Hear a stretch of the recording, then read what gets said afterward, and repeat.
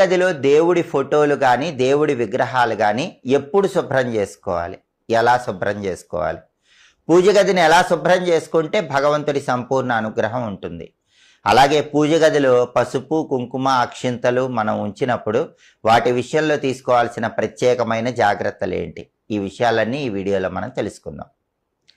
పూజ గదిలో భగవంతుడి విగ్రహాలు కానీ ఫోటోలు కానీ శుభ్రపరిచే విషయంలో కొన్ని జాగ్రత్తలు తీసుకోవాలి. పూజ గదిని శుద్ధి చేసుకోవటంలో జాగ్రత్త ఉండాలి. పూజ గదిని ఎలా శుభ్రం చేసుకోవాలంటే వారానికి ఒకసారి పూజ గదిలో దేవుడి ఫోటోలు విగ్రహాలు శుభ్రం చేసుకోవాలి. శివభక్తులైతే సోమవారం శుభ్రం చేసుకోండి, విష్ణు భక్తులైతే శనివారం శుభ్రం చేసుకోండి. శుక్రవారం మాత్రం పూజ గదిలో విగ్రహాలు చిత్రపటాలు శుభ్రం చేసుకోకూడదు. గురువారం రాత్రిపూట అయినా సరే వాటిని శుభ్రం చేసుకోవచ్చు. వారానికి ఒకసారి మాత్రం ఖచ్చితంగా